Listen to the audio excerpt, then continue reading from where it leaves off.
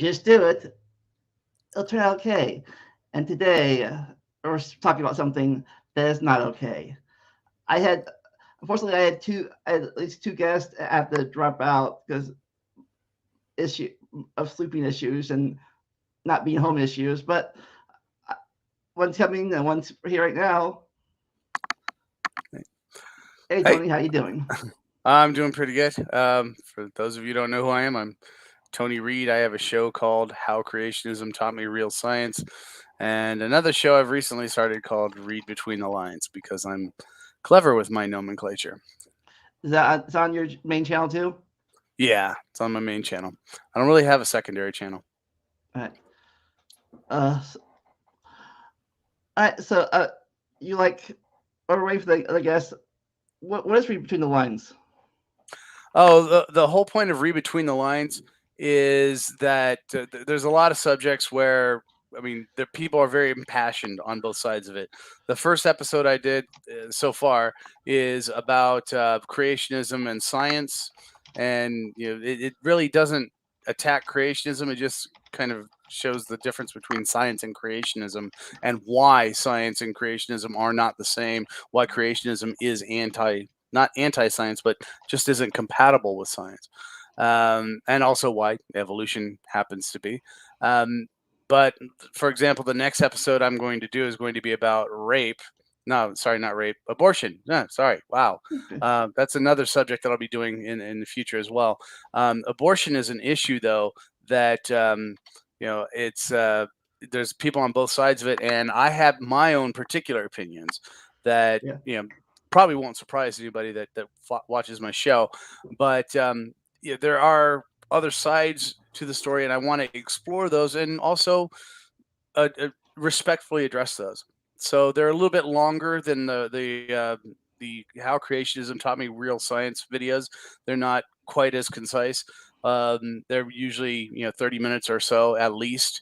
I mean, compared to this show, obviously you've got some shows that are 2 or 3 hours long, but I try to keep mine pretty short. Yeah. So that's the whole point of Read Between the Lines, is to take hot issues and show both sides of it. Even like gun control, if you have one view on guns and another view on guns, I want to make sure they're accurately represented, which is unfortunately not what we do in our discourse. Normally in our discourse, we accurately represent our own position usually, but when we're talking about the people we oppose, we tend to misrepresent them. I mean, even I do it, and I try to call myself on it and keep Oh myself from yeah. doing that. But I just it doesn't I, it, whatever the discourse leads to, I want to make sure that it's done with the right information, that actually both sides are represented, or every side is represented, every perspective. Um, because you're just not going to get the right answer if you misrepresent other people's positions. Uh, Speaking of one of those issues you talked about earlier, is do you think that's I'm going to say I don't think that's a racism thing, but a, is abortion like like a prejudiced or a discrimination issue when someone else up in the courts decide it for us, like recently? I don't know if I've taken that particular approach, because I'm taking a scientific and statistical approach. As far as whether it's right or wrong, that's not really something I'm going to address in the show. Okay. But as far as bigotry, I'm sure I'm going to cover that. And on that, I know that there are people that want especially the biggest issue we have with racism that I can see, besides recently we've seen the racists come out of the closet over the past 6 years, just because of what's happened in politics. But beside that, what really is negative for the whole thing is that we have people that are they really are not racist. They really don't have any hatred, but they say things that are insensitive, and then when they're called on it, then they get defensive, and then it ends up becoming some sort of animosity. So I definitely want to make sure that that's sort of addressed, because there are people out there that don't realize they're not maybe they're not being racist; they are being racially insensitive, and that is something to address. I mean, basically, if I could So what is correct the any difference? time, go ahead. What's the difference between being a racially insensitive, your opinion, and this racist thing? I I stand to be corrected on this. And so, somebody can correct me, especially anybody in the chat is welcome to correct me on this. But as far as my view is, racially insensitive is saying something that might be offensive, or maybe even doing something that might be offensive to somebody based on, regarding their race. Whereas racism, you're probably doing that too, but you're doing it with the express purpose of either hurting or subjecting or objectifying a particular race or group. I guess the difference is the intent, and I know it doesn't make a difference in the actual act. Like if you say something that's racially insensitive, it's too late; it's already out there. But when if somebody can take the moment and realize they might have said something racially insensitive, and understand that, well, people are going to give you a second chance in your conversations, maybe just go ahead and call yourself on it and correct it. Okay. For example, I'll give you a great example. When somebody says something that might be racially insensitive, and then somebody else calls them on it. Let's just say it's about black people, and their response is, "What? Some of my best friends are black. I can't possibly be racist." Well, yeah, you still said something racially insensitive, even if you have 100 friends who are black.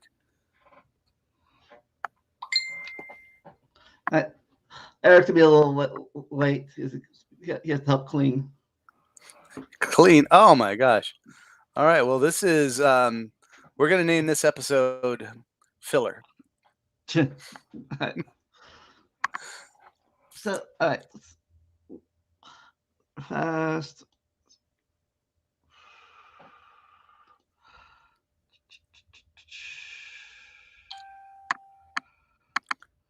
So, Dave, well, what we had.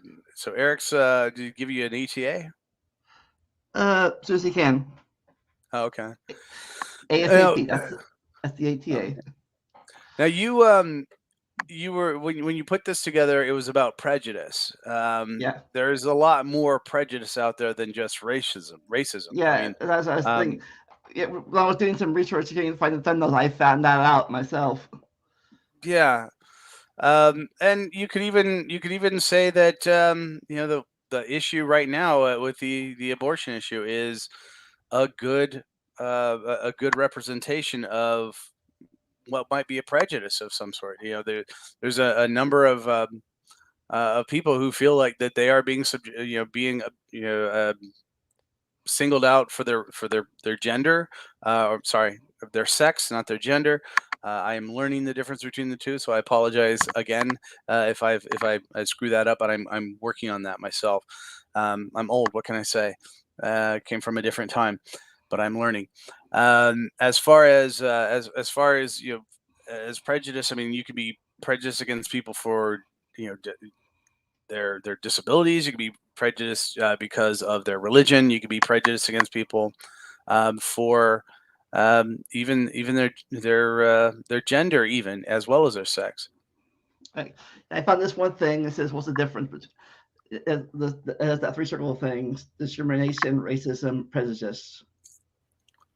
Yeah, I there's definitely a difference. I don't know if I would use that particular graph. Do you have an answer for that question, or did you want me to answer that?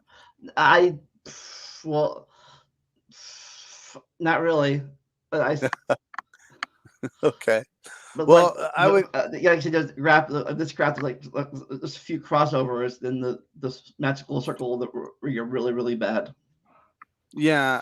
Well, prejudice is actually the most basic thing. It's really just sort of a preference of one group over others. Discrimination is the act of acting upon that for whatever purpose, either by hiring, not hiring, um, by I mean, even just by how you act, what basically it's how it's actually exercising that prejudice in public. Racism is specifically exercising that with somebody for their race. That's how I would define them, and again, I stand to be corrected on that. Uh, so, like the isms all could be like racism, sexism, or whatever other isms there are. Yeah, that's the thing. We've got enough bigotry that we don't even have enough names to describe all of them, and it's become kind of a tiring exercise to come up with new names for everything. But we have to specify.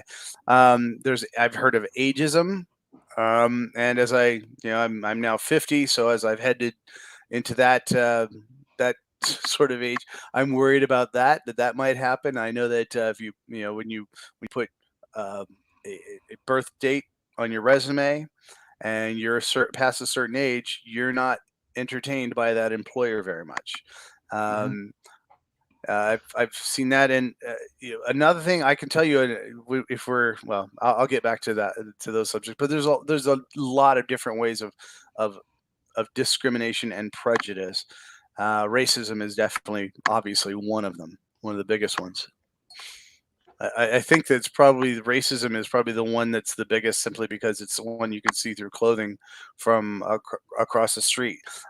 You can't often tell whether someone's, you can't tell if someone's gay. You can maybe tell that they're a woman. I'm certainly you can tell you a woman. You can't tell if what their religion is, and yet we still have prejudice and discrimination regarding religion as well, Uh, or lack you thereof. mentioned you mentioned clothing. I, that's something I remember from way back. The thing, talking about sexism and stuff, is like they say, like they say girls dress like this because they want or something like that, or whatever however that thing is. They say dress more less sexy or whatever. There. Yeah, I that's there's a number of explanations for that, but when you bring up those explanations, people seem to think that you are justifying it as opposed to simply explaining it. So, that's a subject that I tread lightly on, because it can be Okay. explained, but it doesn't mean it's right just because it's explainable. It's kind of like religion. It doesn't necessarily mean it's right, but you can explain why religion is there. There are factors of our society. Some of it might be just statistical when it comes to, uh, unfortunately, when it comes to vertebrates, when it comes to selection of your mate. Um, the the female sex tends to be in a position where, ecologically speaking or biologically speaking, they tend to be more selective of their mates than men, and than the male sexes. And it's not because it's anything that's right. There's just a statistical ability that is kind of, natural selection has sort of favored the guys who are more promiscuous, and they have favored the women who are not so much promiscuous. They're more selective. It's about, either spreading your gene pool or making sure you have the best gene pool. Now, that doesn't mean it's right. That absolutely means it's wrong, and it is something we can correct. Um, you know, with a little bit of empathy. I just had a conversation with somebody recently who discussed how in our society, not only do we have these kinds of, um, I guess you could say, prejudices against women, this sexism. Um, we also, there's certain things I notice that we expect women to suffer more, with certain medications that, if you look at a medication for a man, there's a number of side effects you'll see. But there's a certain amount that a male medication, like for example Viagra or something like that, if there's too many side effects, that it's taken off the market. But if you look at the side effects for anything that's available or that has been available for men, it's nowhere near the side effects and the negative side effects that are there for, let's just say, women's birth control, for women's other health products, and we have become desensitized to it. It's just, I guess it's because we expect, because women can birth a child, they can handle all of the pain in the world. It isn't, that isn't really fair. And again, I'm not completely explaining that there, but it is something that's out there. It's just intrinsic to our nature, and it is something that again can be overcome by just being conscious of it. Yeah, I kind of back in the day, I kind of fell for the sensitization thing myself. Growing up in the '90s, at least up in Ohio, I I personally, for way my community was, I thought that this all was a thing of the past, because we all grew up, I got along with everyone, and they got along with me. So it was like, that thing in that '60s March solved everything, and all of a sudden in my '20s and '30s, all these stuff is happening. Like, what the world's happening? I thought we solved this. Like, I thought we solved this in the '60s. Yeah, that's another thing is, there are people out there in the middle of rural America that perhaps may not ever see anybody of another race in their entire life. So, or if they do, they maybe see three or four, but they just don't tend to see that many, and so they don't really get to experience what uh, people of color go through, what women go through, what gay people go through, and what the transgender community does. They just don't experience, and if you don't experience it, you're not conscious of it, and you just don't even know that there's an issue.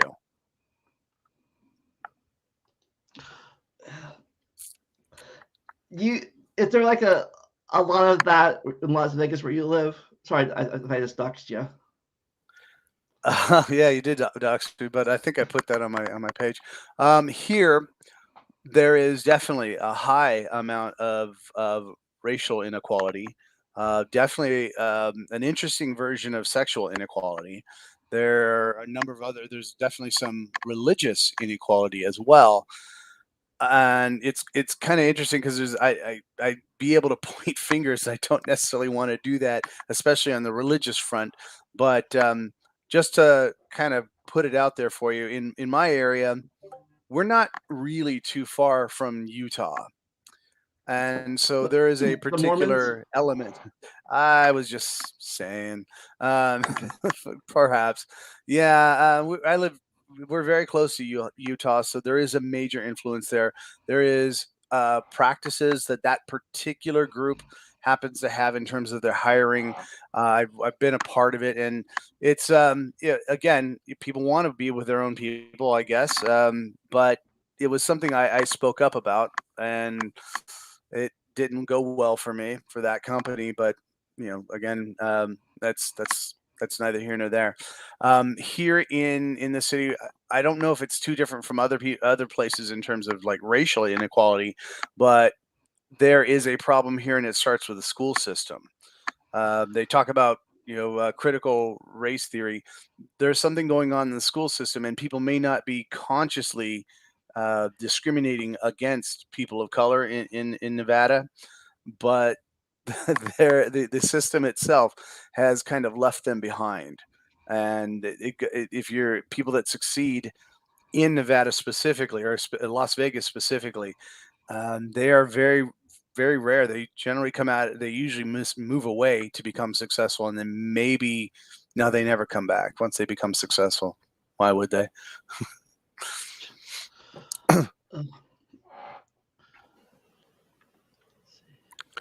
Oh, and as far as the sexism here, that is another story entirely, because it is not it's sexism that is, I would say, is more like combat. The men are definitely here are very out. There's a lot of UFC fighters that live here, very alpha male-ish. And then at the same time, there's a particular type of woman in Vegas that is very prominent, that uses their wiles for money. I had a girlfriend. What I noticed, for a while, I was dating, and I ended up getting a girlfriend, and then another girlfriend after a while, and another girlfriend, and there was this common thread that would happen after about 3 weeks of dating. I would suddenly get a call where they would tell me they needed $1,000.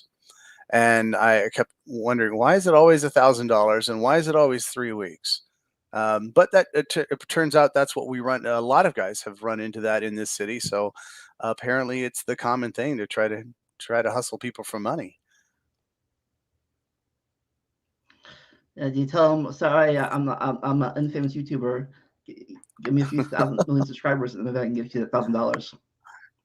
Well, I would never say I'm a famous YouTuber, but I generally just give them a lame excuse like I don't have it. Mm. At Just least you leave it know at these, that. and you see these people in real life too, right? Well, no, these are girlfriends I've had, I and know. I said at least you know the real people. They're not internet oh yeah, randomly yeah, maybe met people all yeah, over in Africa or whatever. yeah, I'm not Or, being catfished or anything like that.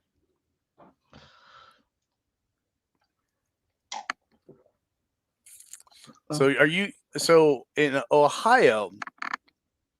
So is the racial makeup pretty homogenous or what?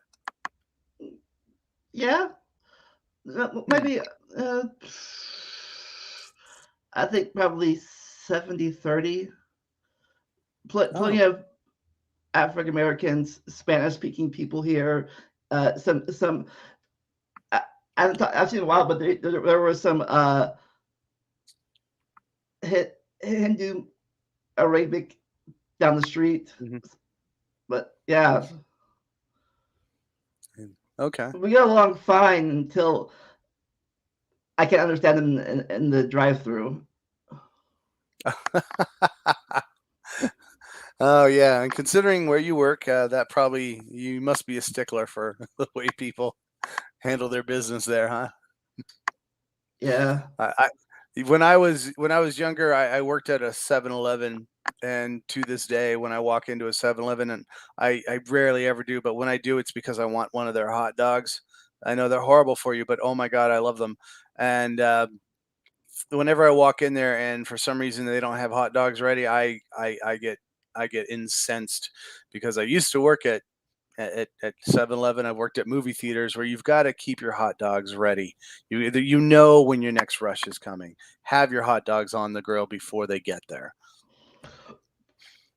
I only been to 7-Eleven once my entire life. It was my way when I was going to New York. I'm like I got 7-Eleven. I'm like 7-Elevens. They actually do exist. I thought they were like a myth or something. And it's kind of like the stop and go. We don't have them out here. Oh, and you know what else is kind of a myth up until very recently was White Castle. We heard about White Castle, saw movies with it, but you never saw it on the West Coast. But now they have two of them, I think, in Vegas. Yeah, we got rid of our White Castle restaurant right a few years ago when we got uh, the White Castle distribution place. So we can order them now. We can order them in the freezer, but we can't order them in the restaurant anymore. That makes sense. That makes sense. That's the one thing I loved about my dad was still alive way back in the medieval '80s. We used to go there all the time. Yeah, I never went to one until recently, and it was the one in Vegas. And I find it hard to believe that that is the food that people on the East Coast are enjoying so much. So when I go out to, when I finally go to the East Coast in the near future, I'm definitely going to have White Castle because what they have here in Vegas is absolutely horrible. Just the It's worst. probably the same then. But when you grow up, when you Really? eat nothing but that, it's delicious. And when you're like with single digits, those burgers seem big to you. Well, I grew up in California, and obviously, when it comes to burgers, we were all about In-N-Out Burger, and yeah, I love their burger, hate their fries, but that's kind of the standard for a burger that I grew up with. Right. Now, before you mentioned this, is this what you talked about before the differences between the three? Hmm. Well, hold on, let me take a look at that. Okay, prejudice. Okay, I'm corrected there. Acting on prejudice. Okay, okay. So I guess maybe my definition of prejudice was definitely lacking, but I would say discrimination, acting on it, yeah. Racism, obviously, doing that, but basing it on race. Well, then again, this is one person's at least one person's opinion who made a. This is really just one person's opinion who made like a picture and put on the internet. So It's I don't interesting know if that we everyone have agrees with it or something not, like but this. It's interesting we have something like this, but it's not. You don't see a lot of people just quoting the dictionary on it. What does prejudice mean in the dictionary? I think that's probably. It's interesting that we mentioned that because we talk about science a lot, and we always talk about the definitions of where they come from and why the dictionary isn't really a good lexicon for scientific terminology. And this exactly might be a perfect example of why, because prejudice might mean something completely different to everybody in America. yeah. Uh, Uh, ha, ha, you said have you said something about ageism? Have you started to do that yet, or have you ever uh, been like I can't talk? no, as far as being discriminated against for my age, no, I have not experienced that yet, as far as I know. Perhaps I have, but I don't know if that's happened. I've heard about it. I do know that some of the women in my life, as they've gotten older, they've noticed that they're treated a whole lot differently than they were when they were young. So maybe that also is a manifestation of ageism and sexism. But that's one of the women I was talking to, and my wife was talking to. She is now in her mid 50s, and she was trying to prepare my wife for the day that she gets about that age. And she says, "Yeah, you suddenly don't exist anymore when you're a woman in your 50s." I don't know Yeah, if that's true. I haven't experienced it, but we had that that seems. at work kind of. There's this like somebody. He was in the 70s or 80s. His uh kind of his mental thing was slowing down a bit, but he still showed up to work every day. He could drop meat and fill up the trays, but if you went off the chart with him, he couldn't keep up. Like if the chart said like drop 5 pieces of red meat in a tray, he drops 5, even if it's lunchtime or we're busy. He dropped 5. That's what the chart said. So Wow. Huh. he followed the chart. So he could do that. He could, but like if he was very adaptable to the situation. So we had to sometimes we had to change the chart so he could catch up with the 16 trays that we need instead of the 5 pieces of red meat at lunchtime. Is he? Is this an old person? Yeah, he like in the 70s. Oh. Oh. Wow. He was still working there because he wanted to get as much as Social Security as he could. And the longer you work, I guess the more you get per month. You finally retire. Wow. Well, I kind of want to. That's by 70. I definitely want to be retired. I want to get a really crappy job at a Walmart greeting people as they walk in, or at a movie theater tearing tickets. Something fun like that. Is that I is don't. I don't. tickets at the time you're in the 70s? I don't know, tickets will be. You think tickets will still be a thing? I think you're probably right, but I spent a lot of a few years of my life managing movie theaters, and it was a great job. The only problem with it is it didn't pay well, so I had to get out of that that industry. But yeah, I mean, I see older people that we always had older people that were working the front, and they were just a blast to be with. I almost envied all of them. Yeah, actually, working over was nice. Like I said, it was just you're getting yelled at because you're getting yelled at by people that looks over is like this is a little annoying sometimes.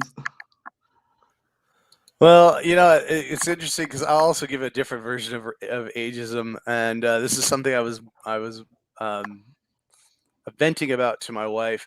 I just started a new job for a company, but my previous job was with Yelp, which is it's obviously an internet-based company. Your employees that you're going to work with, your coworkers, are going to be young, and my boss was a young lady.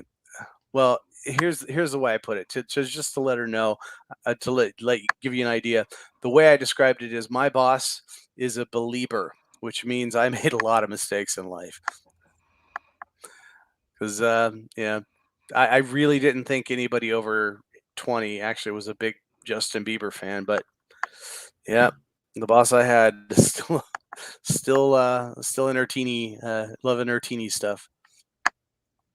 Was he was he in the 30s or something, or late 20s, or Which she was in her early like, 20s. oh,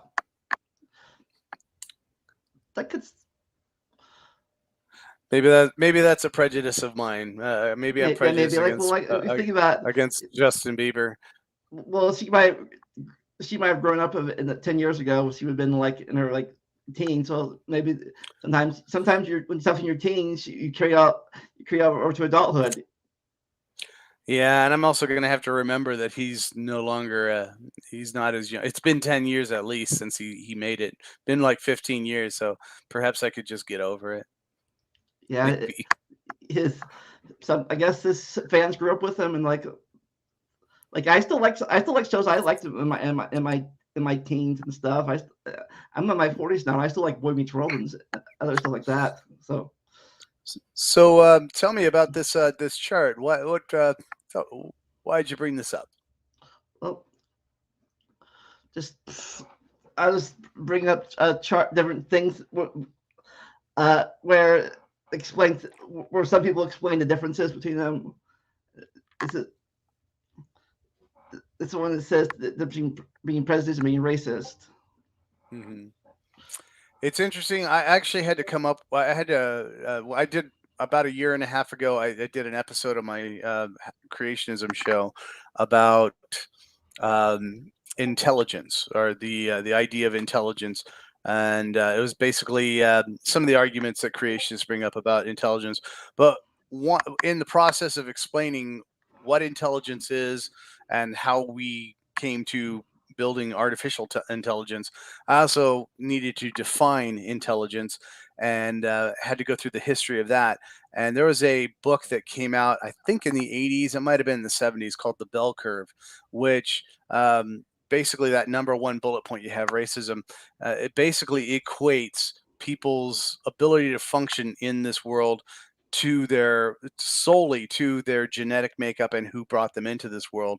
And it didn't expressly say this, but it certainly more than implied that certain races were not going to be intelligent. They weren't going to do certain things. That certain groups were lazy. That certain groups were just horrible, like violent people, and it caused a stir. At the time, I had to cover it a little bit simply because there was the definitions we have for intelligence came out of the scientific community having to sort of do some damage control, because this book, The Bell Curve, was presented as a scientific treatise to the public.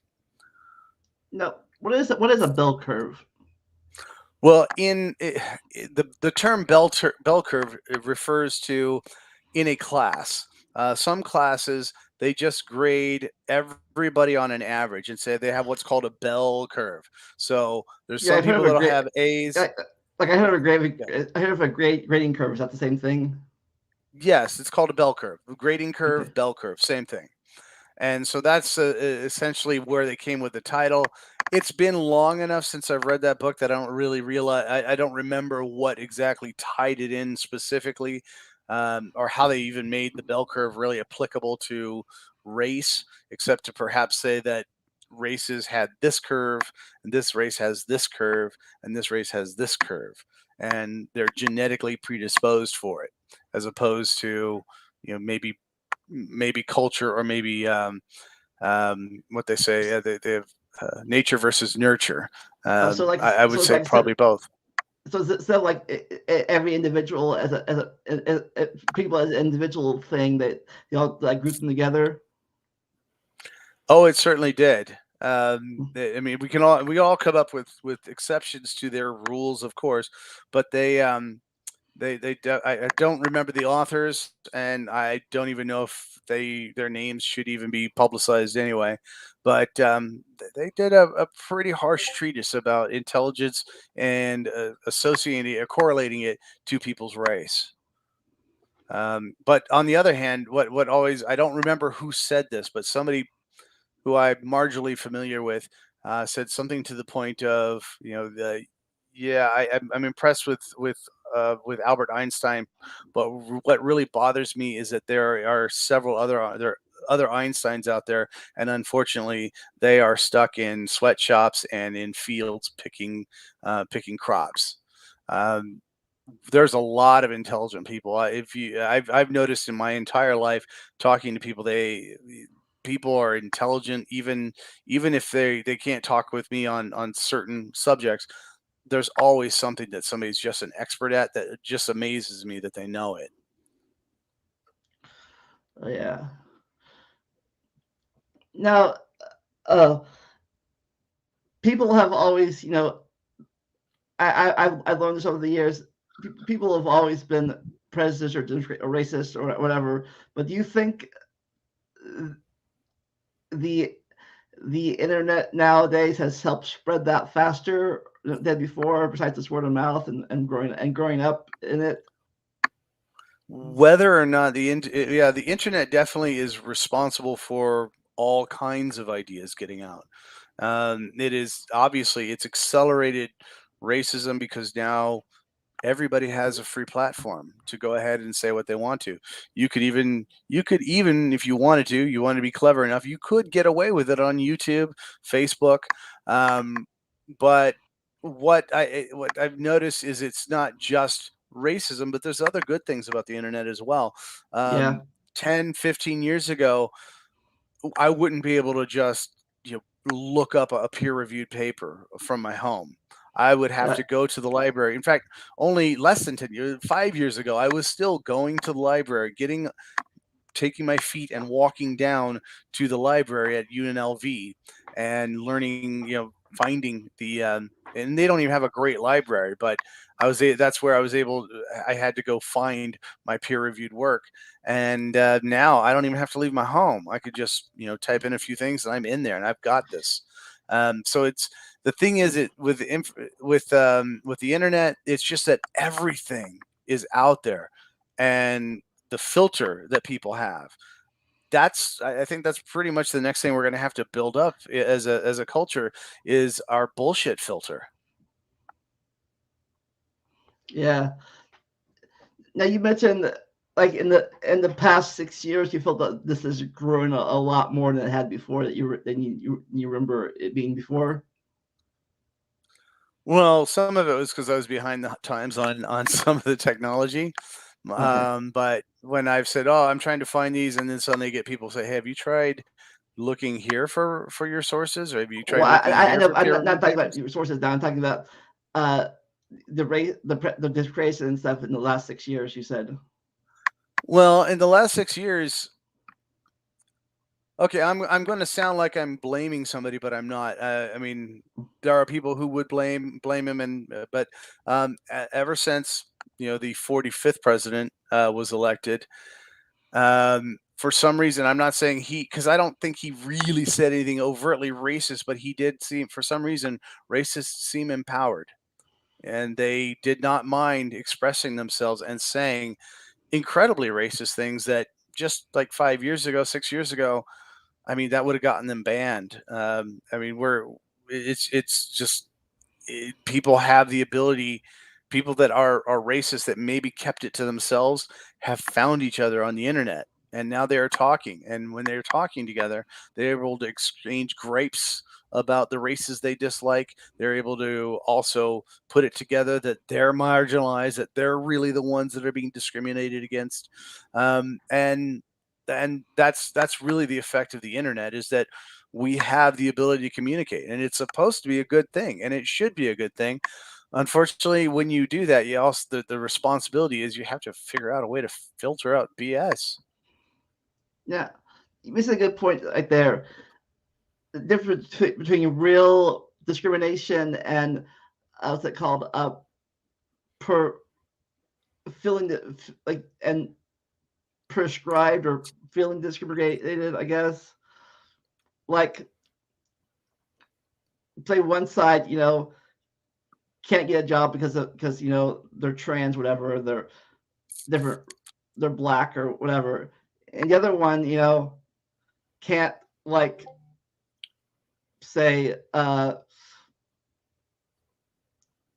call people names in the middle of the street because of their race, and they said they're free speech to free speech to discrimination. You know what I'm talking about? The difference. Yeah. Well, it's funny when it comes to that kind of discrimination. A friend of mine and I did an experiment. His name, I'm not going to give his last name, obviously, but his first name, was Dequarius, and we had Person, had a discussion. What's that? person Q. Yeah. Well, we'll just say his name. It's important to know that his name was Okay. Dequarius Okay. because we did an experiment because for science. But somebody in our office had expressed this view that there really is no racism anymore, and so we put together an identical resume.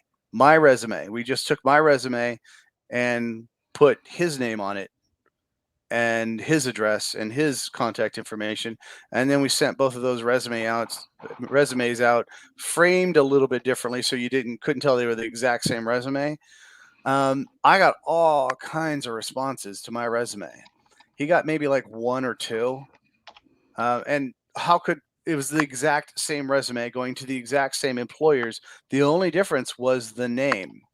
And obviously a name like Diquarius it's not a common name. There's generally a racial correlation to a name like that. So obviously that kind of showed our experiment. It's like even without anyone knowing what your race is, they're already discriminating against you just because you happen to have a name.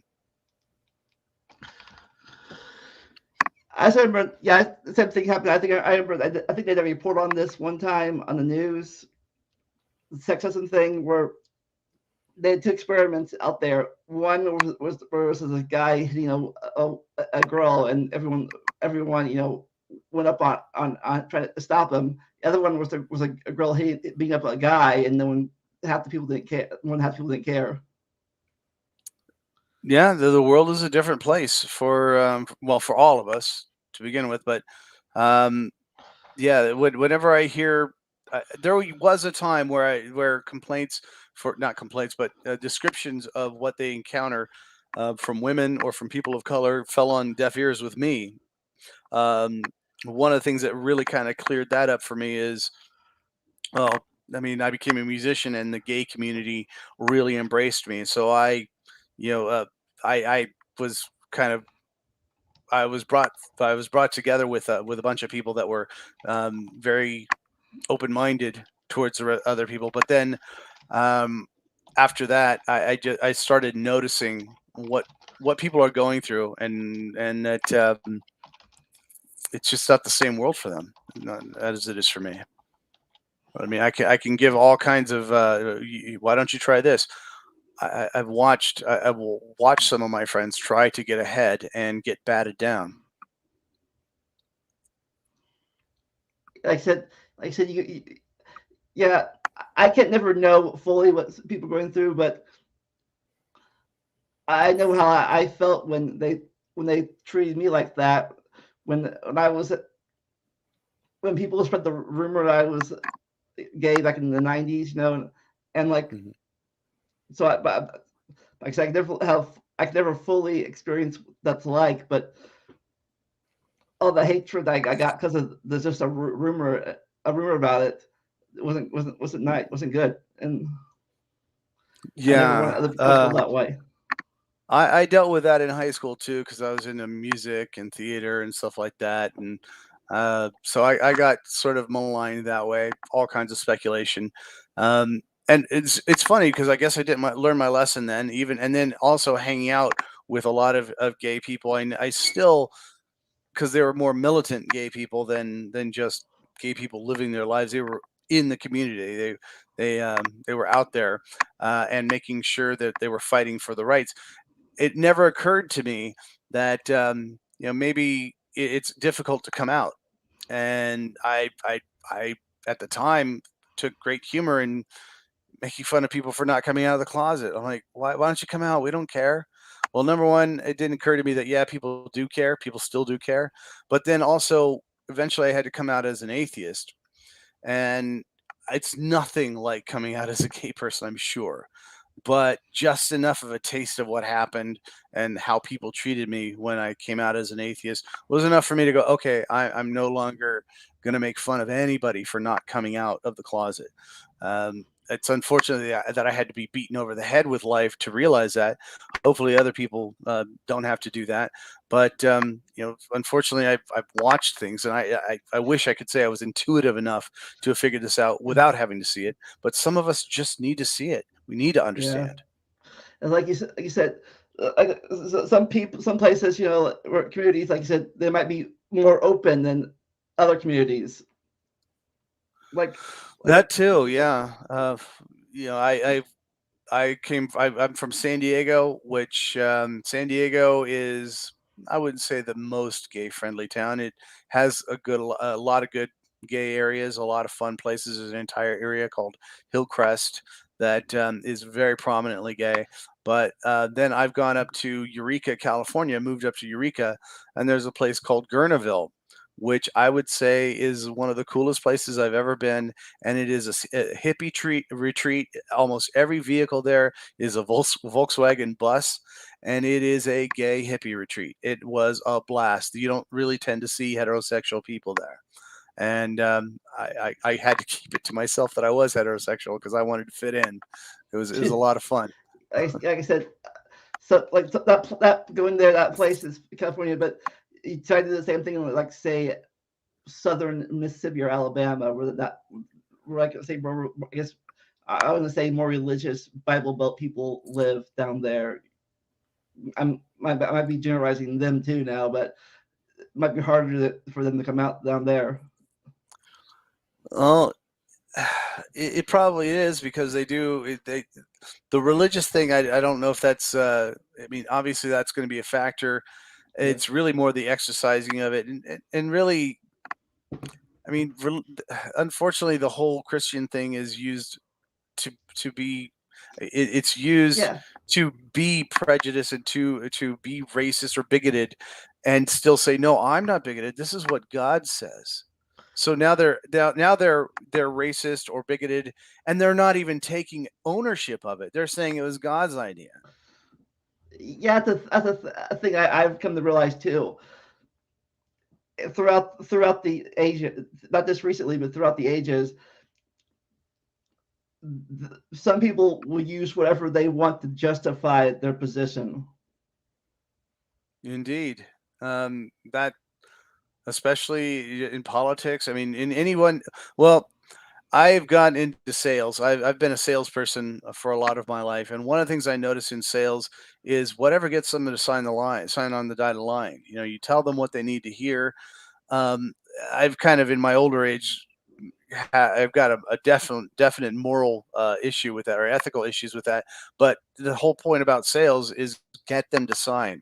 That is the most primary thing. And even if you have to lie, um, if you have to use their religion against them, if you have to use their bigotries against them. In fact, there are people who have used people's bigotry against them. A friend of mine, no, I'll keep that story to myself. But I do. I see that people will use their religion. They will use social standing. They will use whatever they can to get whatever they want. And generally, with religion, I really think what they want is a conformity of some sort. I find it hard to believe that people are actually afraid of gay people for being gay, but they've got other little boogeyman stories about them that all gay people are after their children and stuff like that, which is another thing that we can discuss, the statistical likelihood of that kind of Yeah, stuff. yeah. Same thing. Not that being not the same wavelength, but like recently with the trans people more coming out, you hear all let's say people on Facebook are like they just want to be they're saying they're girls because they want to spy on they want to come to the restroom and rape you or spy on you. That's why they're I've heard I've heard that argument. I mean, and if you've never dealt with anybody in the gay community, you might accept that. But the restroom is not the place to do that. It's even if you were if you had no scruples, that's just not the place to go do that because it's not going to end well. People are there to do their business. Most people go in with their children, and they don't have their children go in by themselves. My mom has actually walked, well, not in my adult life, but when I was a child, my mom actually walked with me into the restroom and did not mind if I took too long in a men's restroom to walk in and make sure I got the hell out of there before I was done. But I do think this boogeyman of sexual predators is misguided. I understand where the fear lies. We're always going to be afraid of that which is alien to us, and let's face it. Even from my perspective, I have no issue with gay people, but it does not. For me, I don't. There's something about it that I don't understand because it's not my perspective. And I could see somebody taking that even further and turning that into not only is this strange, it's scary because it is strange to you. And strange is scary to people. I also I notice think, it's all. I also notice, at least in what I've noticed, it's more one sided. It's more about the men transitioning the women to scared of them, and not but the men being women going in the ladies' restroom rather than the ladies being men going in the guys' restroom. It's like more than the other side. yeah, that I would say is probably both transphobic and sexist at the same time. That again, here we're assuming that just because you're a woman, you're not going to be raping a kid. Although statistically speaking, women are less likely to be guilty of that. The issue that people have saying that gay people are more likely to commit pedophilia or commit pedophilic acts is not true. The truth is, gay men, gay women, they're no more likely than anybody else. However, the one demographic that is very likely to be engaged in that kind of activity is most likely is men. So if when back when we were arguing about the whole marriage thing, the whole gay marriage thing, you know, one of the arguments was, well, if you let people get married, then the gay people get married, they're going to have children, and then they're going to do pedophilic things to them. Whereas in reality, maybe if you just stop men from getting married, maybe they won't be able to do it. It's the silliest group of arguments, but they're obviously grasping at straws. Yeah. Also, I there's some got inconsistency there as well. If I may go on a little rant here, one okay. of the things I've noticed is that the arguments that were brought up were that gay people are more likely to molest children than straight people, but they didn't have a problem with straight people who had been convicted of child molestation getting married and having children. They didn't have a problem with that at all. So there is some definite inconsistency. It's just it's a fear, and you've got to find a way to justify it. And that's really what I think happens is that they've got to justify their fear, however irrational it might be.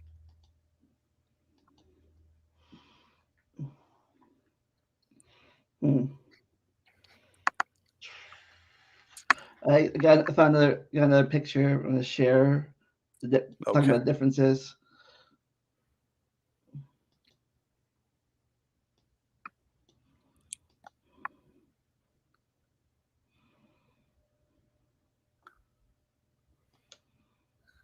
This Oh.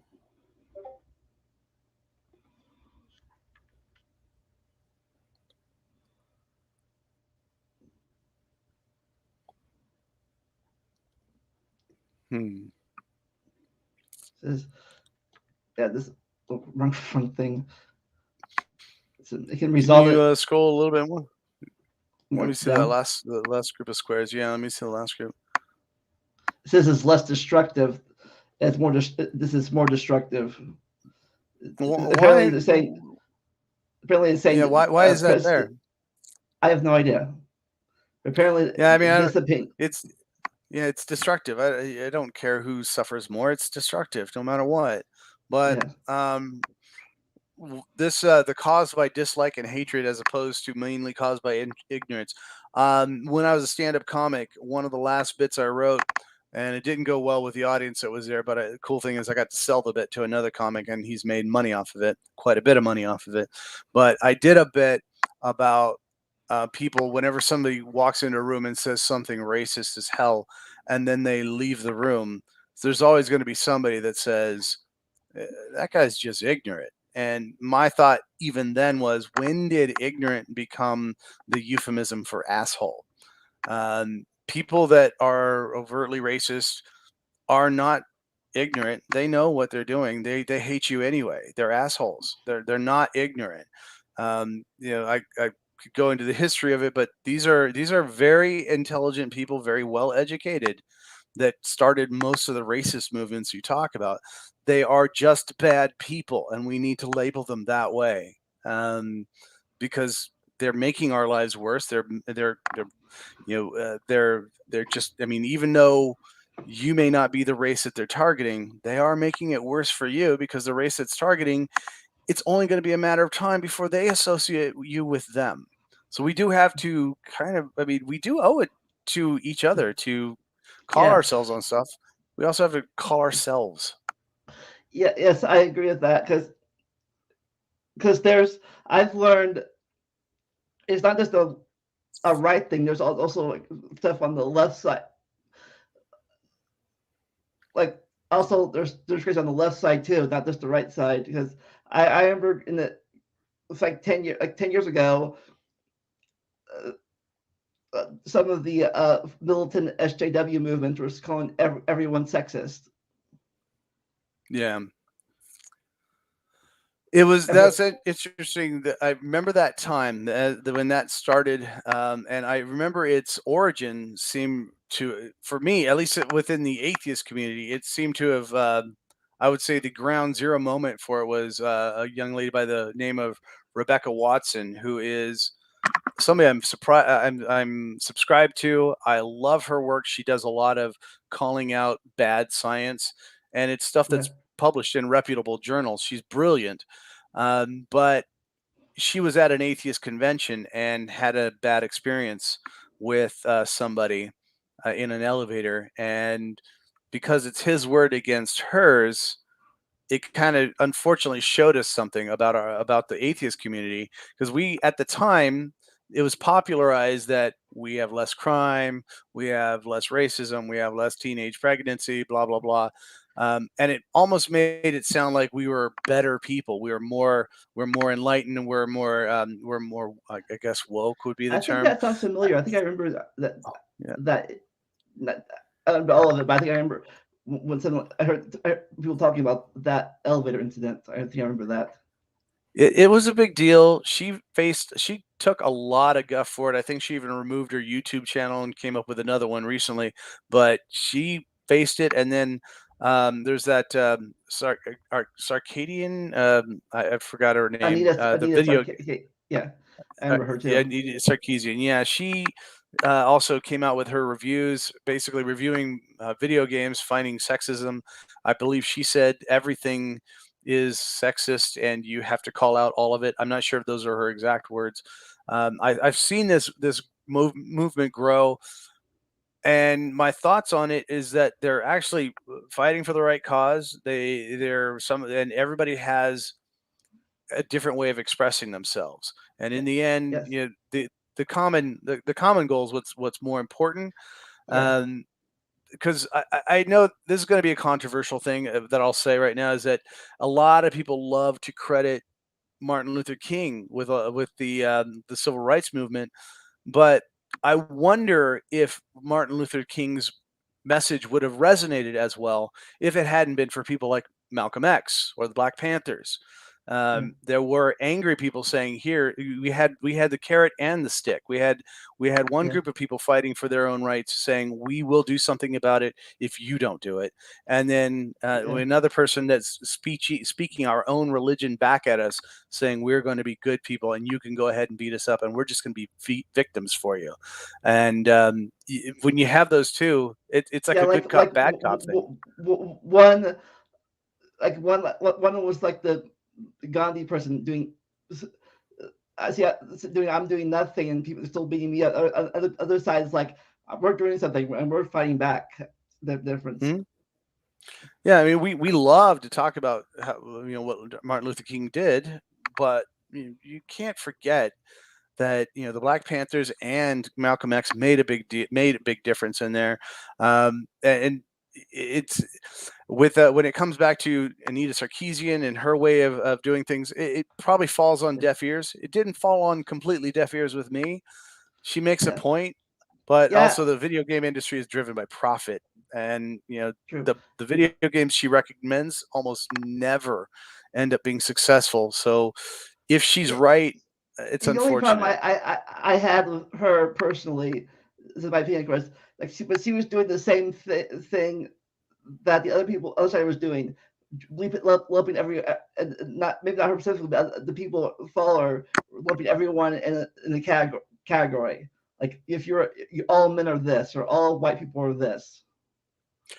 That happens. I mean, it's funny because we could talk about that in science and say, oh, you know what you just did? You just made a division fallacy or a conflation fallacy. But when it comes to racial issues or gay issues, any of those, none of those fallacies will fly with the people you're talking to. Most of the people that are having those arguments, maybe they don't even realize what a fallacy is.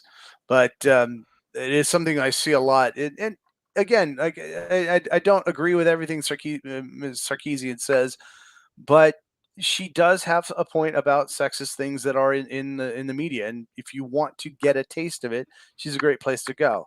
Rebecca Watson not doesn't talk so much about the sexism things now. She just talks about science. But if you watch her old stuff, there's going to be some things she talks about that are going to be very helpful to you in terms of dispelling sexism. And then there's going to be some of it you're like, you're wrong here. But we all are different learners, and there's always different teachers. So just get what it's you just got to figure out a way to filter out the BS. The last chart was racism versus prejudice. This is racism versus discrimination chart Okay. that I found. Okay. What is the source for all these? I just Google images. Okay. Really Scroll, thought it. scroll. Can you bring it up a little bit? Sure.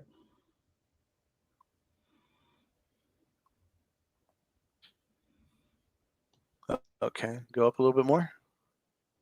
All right. I mean, to the next box, or is that it? No, it's like a few more. Okay. Hmm.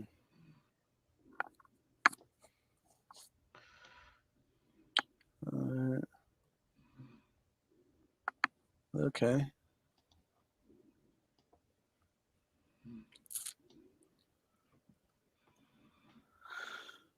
Interesting. It's just Google search, huh? Yep.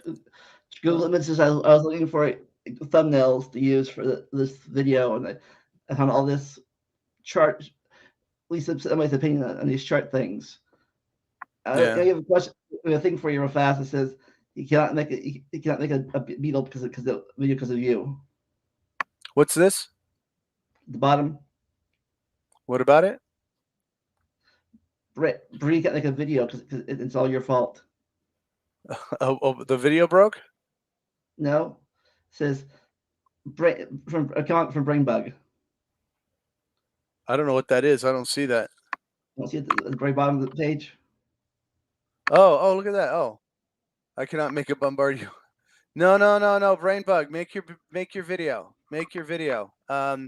You can credit me with something if you want to, but no, make your video. There's everybody teaches differently and everybody learns differently. And that what I've figured out is once in a while the right teacher meets the right learner, and you can teach you. I hope you learn stuff from me, but no, please make your video and link me to it. Let me know. I'll watch it. If you're making a video on bombardier beetles, you probably would add an insight in there that I didn't even consider. So go for it, dude. Go Yeah, for it, brain bug. Make your video. yeah. Hey, Brain Bug. Uh, I don't know if you have you ever in your part of the woods experience any of this stuff that we're talking about today? I'd love to hear some stories about personal stories if you can share if anybody has anything to share. But yeah, I saw this one picture I can't find right now, but it talked about I forget how it said, talked about the difference between equality and all that stuff, or inequality, and had the picture of different people on the ladders and stuff trying to get apples. I've seen the equality argument come from that. What they wanted, the criticism of people that are fighting for equality is that they want equality of outcome, when in reality they want equality of opportunity. And that is again where that whole critical race theory comes in. It Whether or not anybody's consciously discriminating, there is a remaining issue that's going on in society that is antithetical to the success of people of color, and maybe it's not intentional, but it is there nonetheless, and maybe it's not being perpetrated by people who are alive today, which is what they're concerned about. Is The argument is that CRT preaches that you are responsible, you personally are responsible for what happens to people of color, instead of just understanding the history of it. What has happened? How did we get to this place? I think I found it. I think the picture I found, one of the pictures I found. Actually, like here's one of them. Jazz.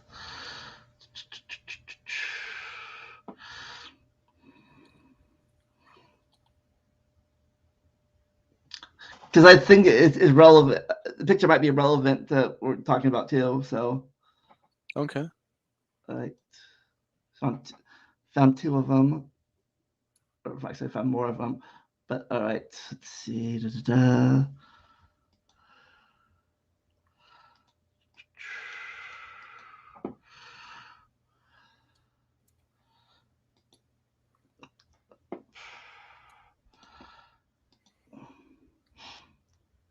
screen.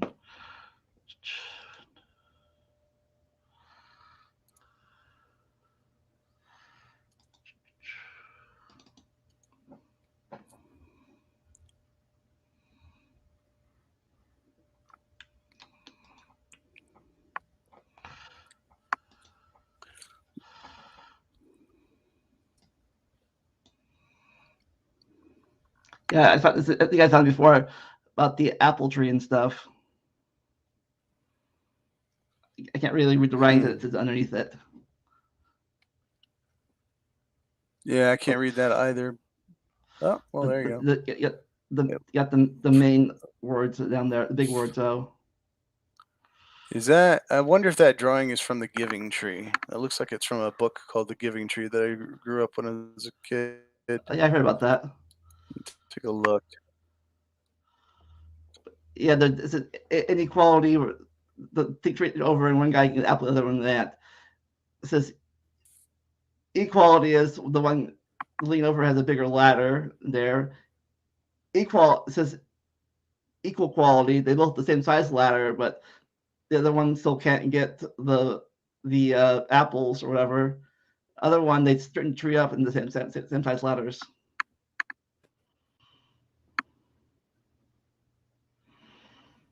So, Well, just so and you know, I did look it up, and I'll be showing you in a second here. This image is actually from The Giving Tree. That's kind of interesting.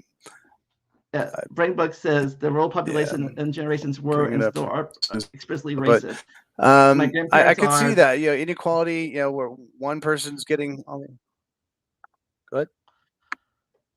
So I was reading what Brainbug's comment said. What was it? Oh, rural population generations were in slower. Yeah, I kind of. That's what I was sort of alluding to earlier, I kind of wanted to keep that. I didn't want to like just go out and out and say that people in rural America tend to be more racist. They do, and again, I'm going to say it's probably because they don't tend to have with people of color. Yeah, I think the point here. I've Some known people way too like grew many up during stories the of people that. 60s. Try to break up a little bit. That's all right. I think Oh, I broke up. yeah, you're freezing up a bit. Redbox says here, uh, make a point like people that grew up in like say the World War II era or the 60s that experience like to say that Generation X people, I guess maybe, or the Boomers, they grew up with the seeing the Holocaust, whatever, or the movement. They might be less discrimination racist than someone nowadays who who who think that never happened. Like say the Holocaust deniers. It's like that never happened. But people who grew up in that time and saw it happen that know differently.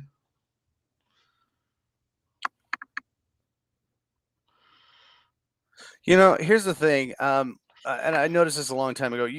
It's not with Holocaust deniers. It's strange because you don't necessarily have to be uh, anti-Semitic to be a Holocaust denier, but I've never met a Holocaust denier who wasn't anti-Semitic.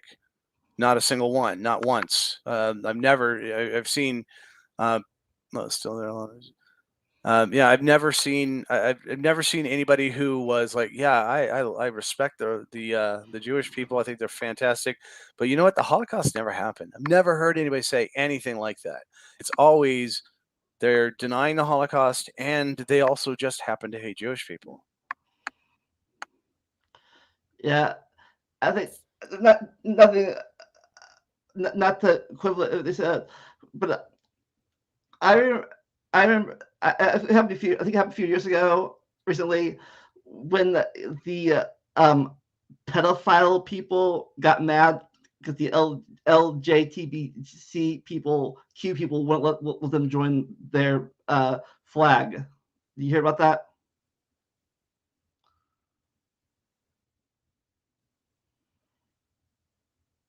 Hello? I remember hearing about that. My feeling on that was that the reports were probably. Oh, sorry, man. Okay, hold on. Let me do something. I, I don't know if that was true or not, but Is it better now? I guess like if I'm being prejudiced against pedophiles, I guess that's the thing. But I don't see why they thought they would be joined in with adult people with adult relationships. I think that was the same thing. I guess I'm being racist against them, maybe, but that's just Well, I don't know if it's really a bad thing to be against people who don't want to respect consent. Children can't yeah, consent. Adults can consent to do things. Um, I mean, we the thing is, every group is going to try to pool their misery in with other groups. If you remember, the rainbow flag used to stand for equality of all races, all colors, all creeds.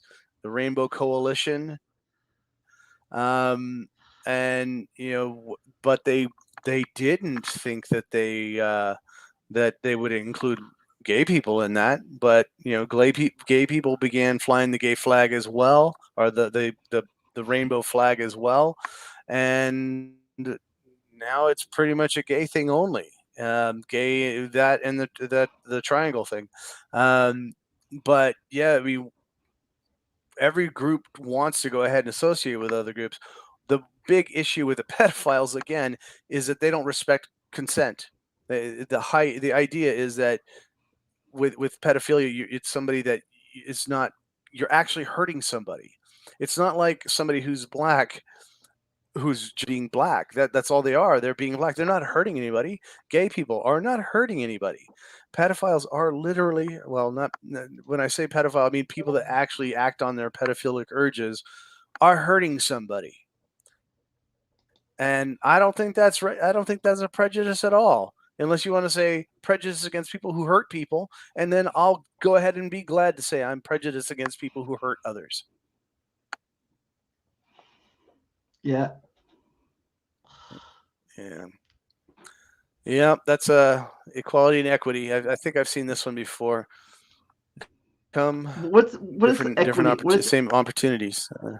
What is that? What's the difference between the two? I see the picture. Equality, they all get one box, and the other one is the boxes are different for different people. Right. Well, it comes back to if you're equating it to the racial struggle, it obviously it's about, yeah, we can say we all have the same opportunities, but do we really? In the inner cities, there are people that have no hope of ever going anywhere in their lives, and it's just because the environment they're in. Maybe their parents are trying really hard, but they just can't escape the trappings of their neighborhood, and things are going to affect them anyway. So sometimes it may, and people don't want to realize this, but some people need a little bit more help to get to an equal opportunity. Not in the first picture on the left, they don't have equal opportunity. On the right, they have equal opportunity to actually watch the game. Oh, I found one more picture similar, but has more things on it real fast.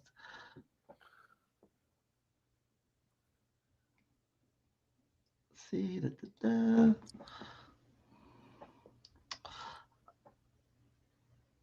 This is Rainbug says, from each according to his ability, each according to his needs.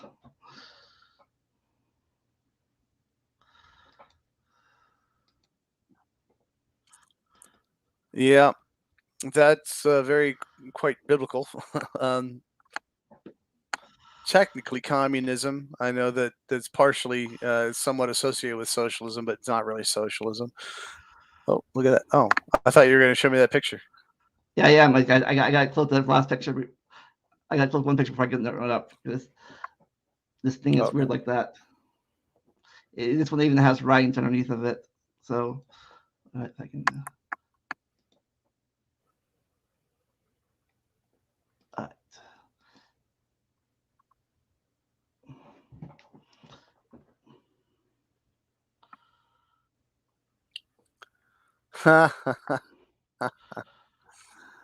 Okay, yeah.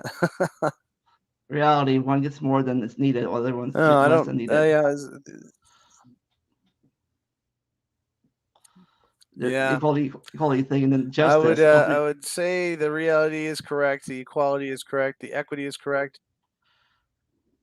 There's people arguing about whether that's justice or not. I tend to agree with this, but I know that people that have an issue with social justice. They like their tax deductions. They like what their parents have given them. They like the life that they have, and they don't really want to have to be concerned with others. And let's face it, most people don't want to be concerned with the affairs of others. Most people just leave me alone. I don't want to know about your problems.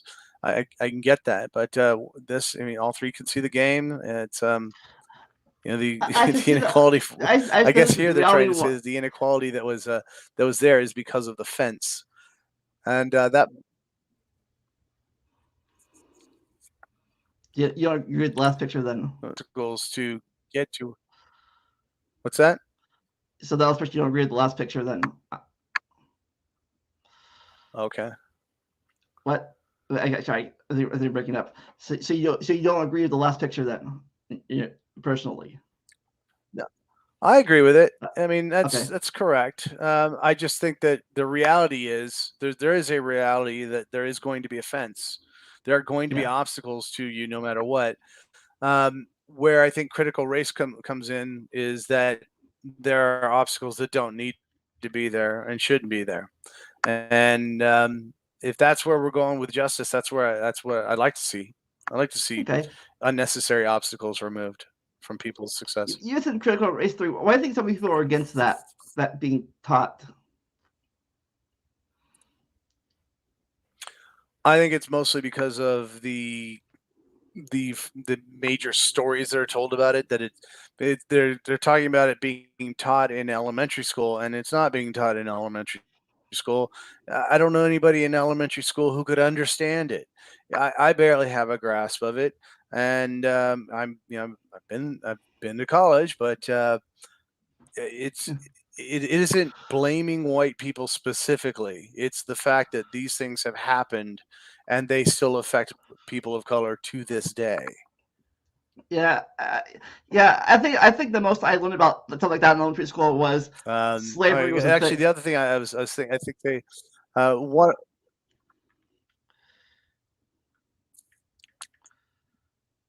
Yes. yeah. Sorry, you broke up. I couldn't hear Actually, what you're there's saying. if when you talk about there's when I was in high school, our history book had a pat. I don't know what's going on with my connection today. Sorry, bud. When I was in high school, I had a history book that said the statement that after the Civil War, some black people were having a hard time adjusting to freedom.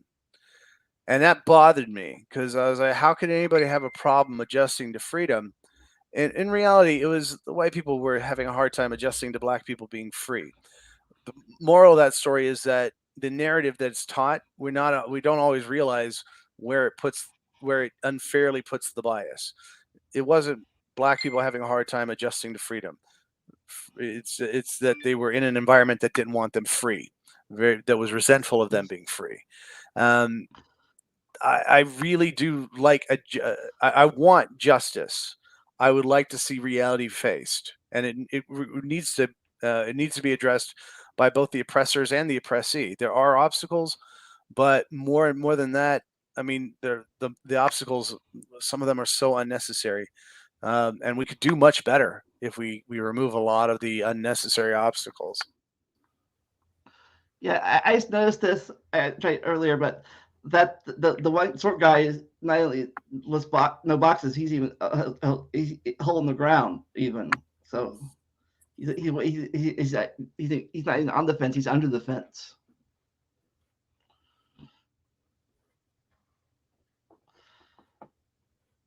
Yeah, I saw that. Are you like on a delay or something from me, or There are people that are born under the fence. I mean, yeah, just you're born in the wrong neighborhood. You're not going to be unless you are a superstar. Nobody's going to notice you. yes? I got a text from Yes. Eric is just home taking the symbol for a walk, and uh, and then I'll be honest in a bit. Uh,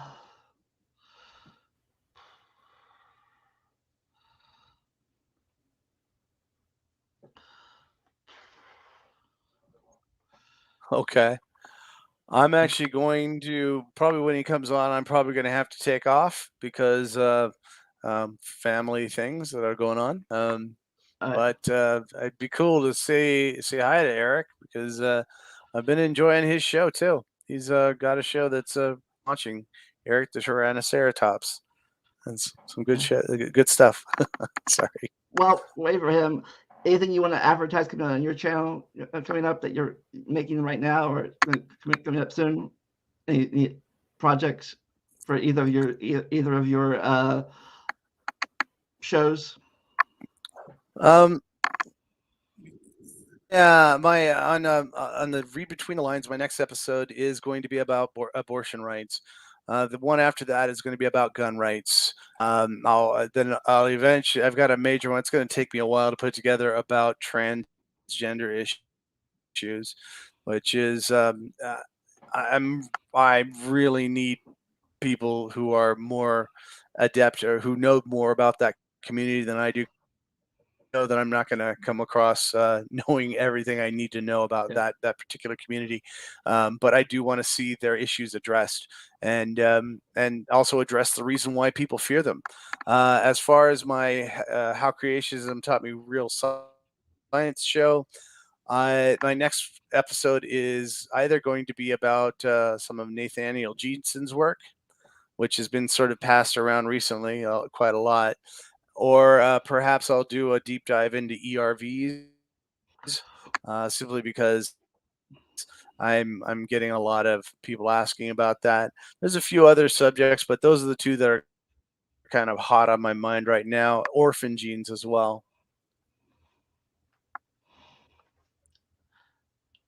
Oh, also, another thing I. What do you got on your show? Hey, They made you work finally overnight here. today. Like, do you tell them? Yeah, I definitely do apologize for being late. It's just that we How's it got going, slammed man? busy. How's it going, man? Pretty good, pretty good. And how about you, Tony?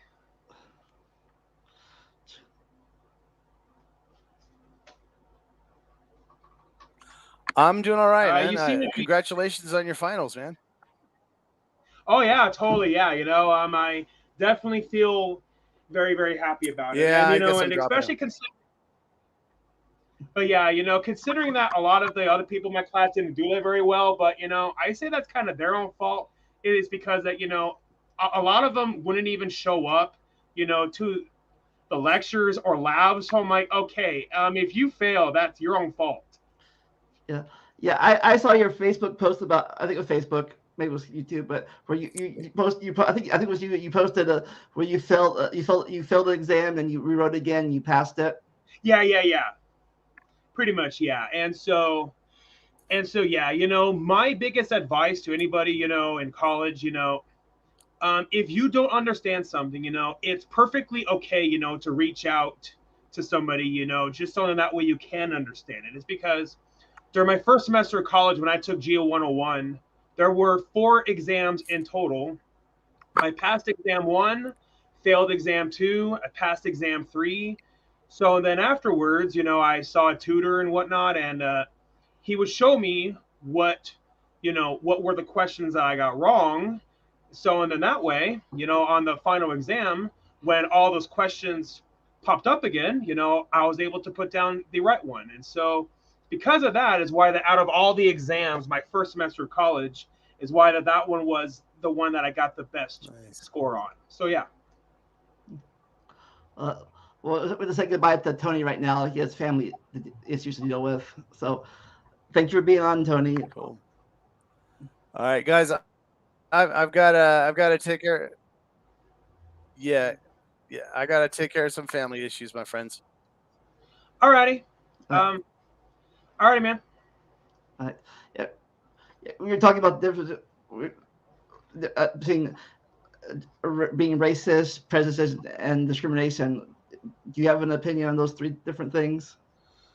Yeah. So pretty much. All right. So pretty much, it's about the difference between racism and discrimination and Yeah.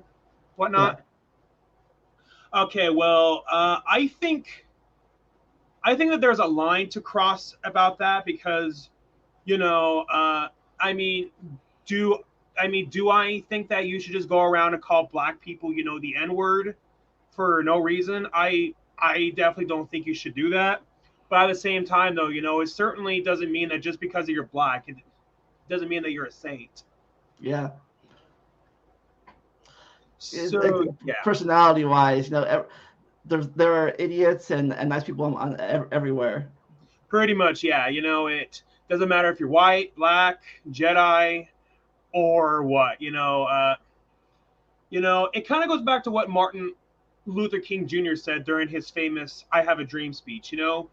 We should judge somebody based on the context of their character, and not so much on the color of their skin. So yeah. Uh, I wanted you on because you're more personally you have a more different view. I say different view, like community. Where some people, probably not. I don't say your church, but a lot of people use their uh, church thing to justify sexism or racism.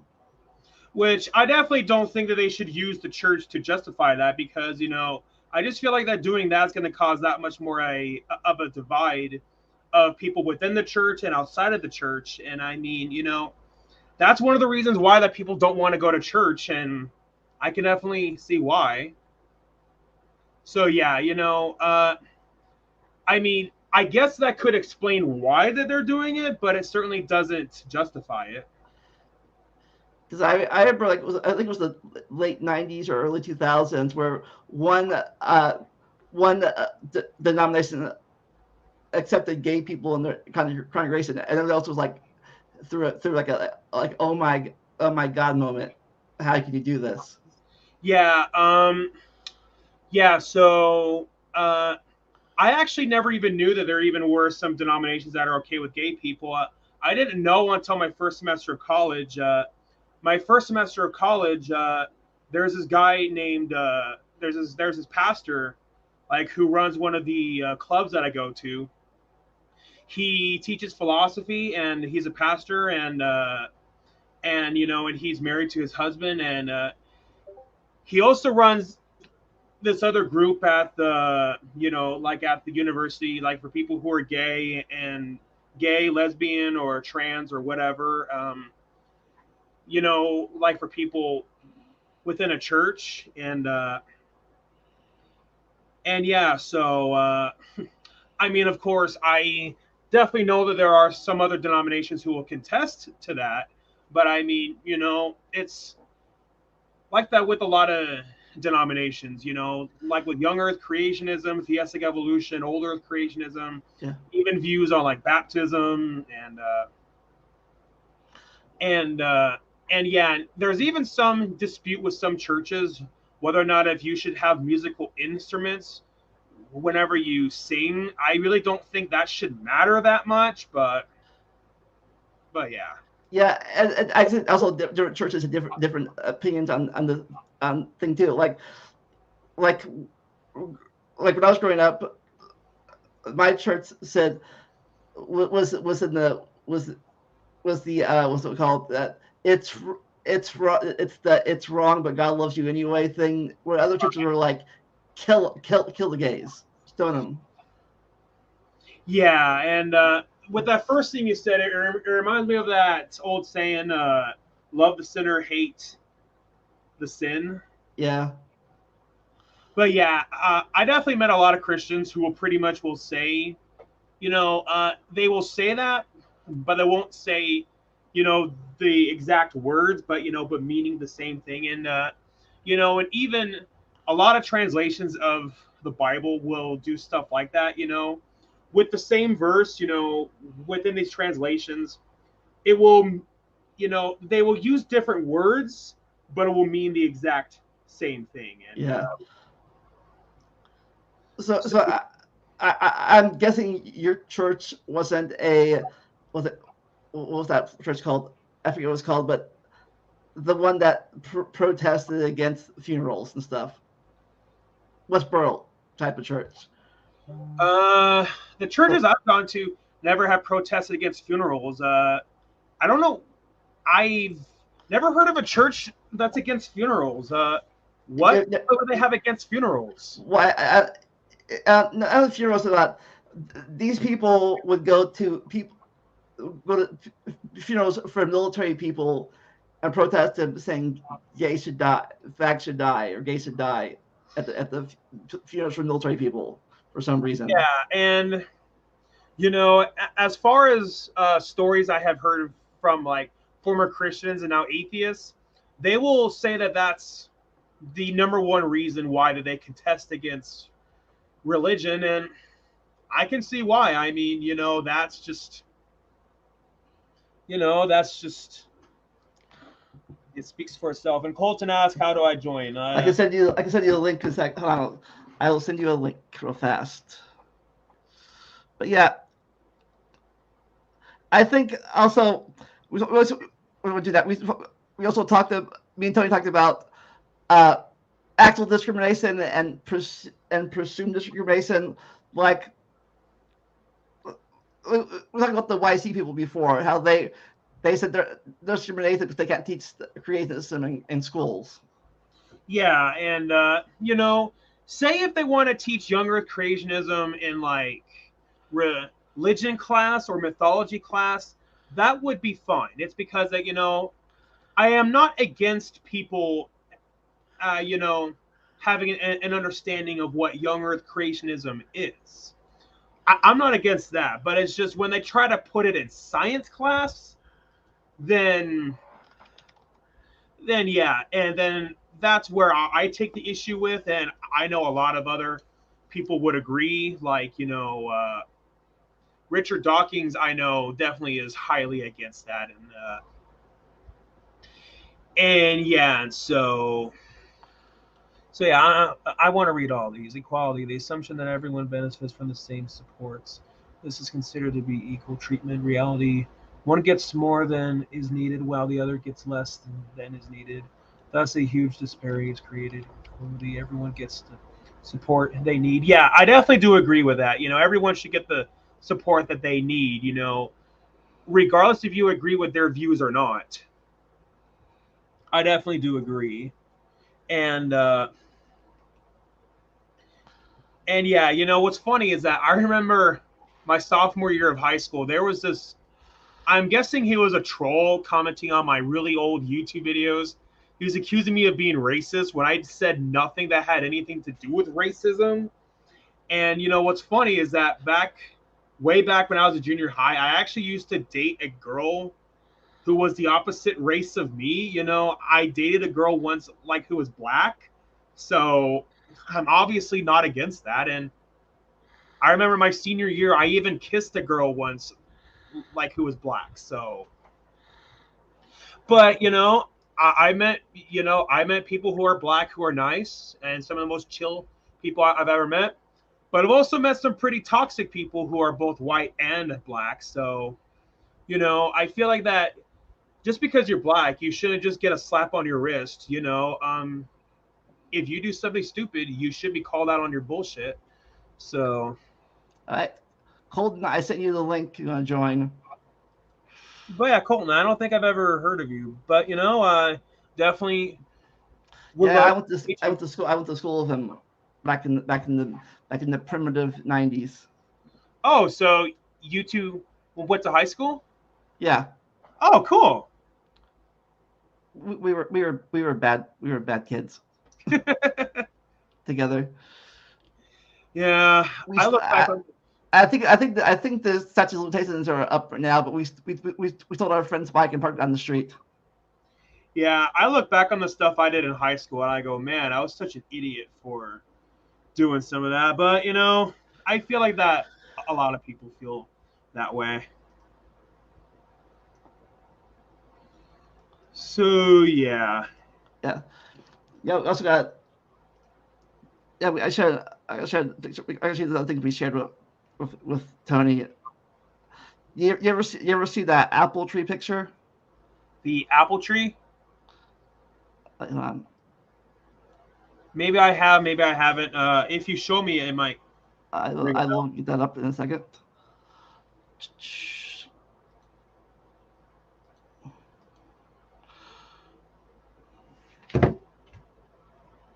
It's kind of blurry, but Yeah, pretty much it's pretty much saying the exact same stuff from that other picture, right? yeah, Okay, yeah. I don't think I have ever seen this one before. yeah. Inequality is the one where the apple, I guess the or fruit. I guess I'm guessing it can't fit really, but the apples, whatever. One guy's getting nothing, the other guy's getting nothing. Equality, both at the same size ladders, but still, the one guy's still can't get anything.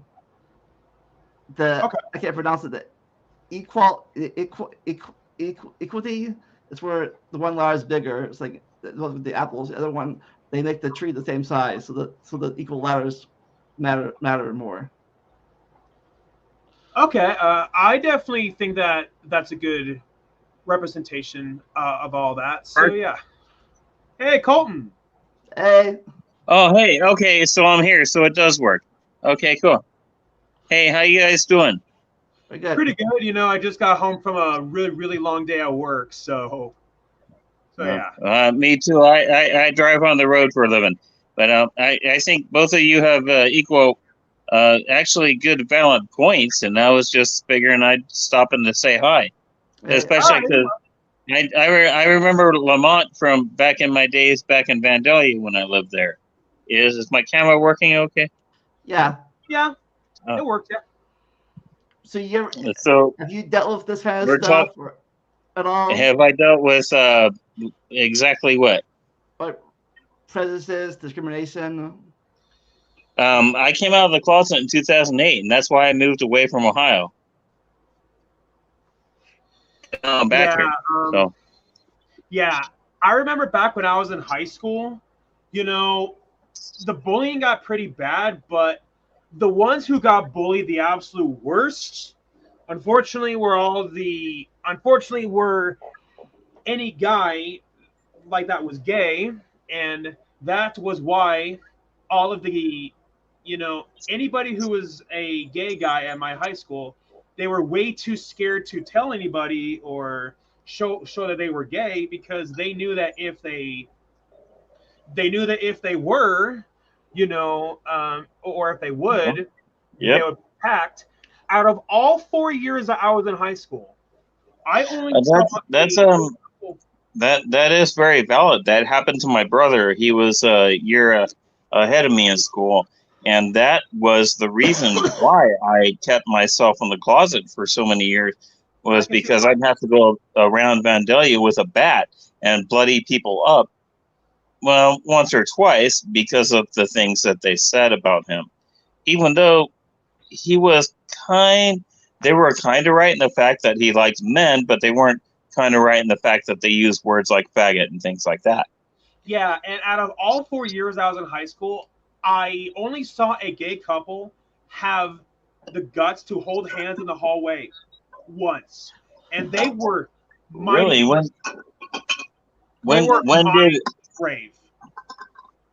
uh, um I was in his class, so if I would have stayed in school, it would have been what, 98 when I graduated? Yeah.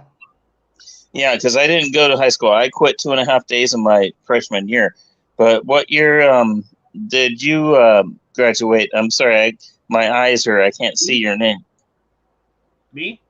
Yeah. Yeah, what year did Yeah. you graduate? I graduated high school in 2012, so 10 years ago now, and Oh, yeah. okay. So you have a different take on it. I'd like to hear more of your take, actually.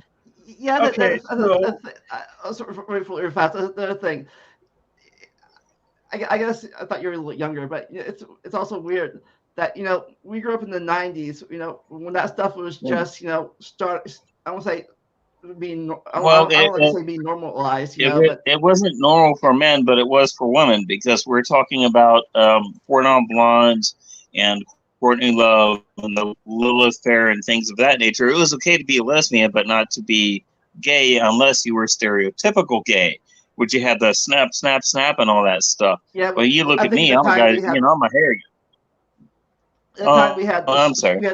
sorry.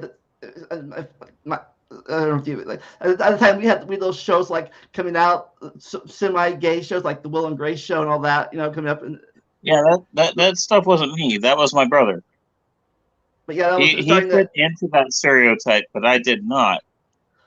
Yeah, but like I said, they were starting to advertise it more in the TV and stuff. So, but I would think I thought It was, maybe in the by the time Eric, it was more. I guess even, I don't know if it was just it wasn't there yet or where community Eric was at, where it was still like less accepted, even 2012s. but it yeah. was, but I don't think when I signed on to this podcast, I don't think it was actually about you guys were talking discrimination in the You're racial cutting matter.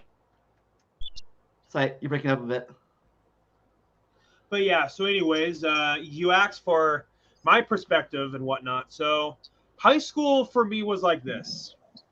If you were not the star player on the football team or basketball team, And if you didn't wear Abercrombie and Fitch or any of those preppy clothing, My tower is you're breaking up too, so you said that I'm breaking out too. Yeah,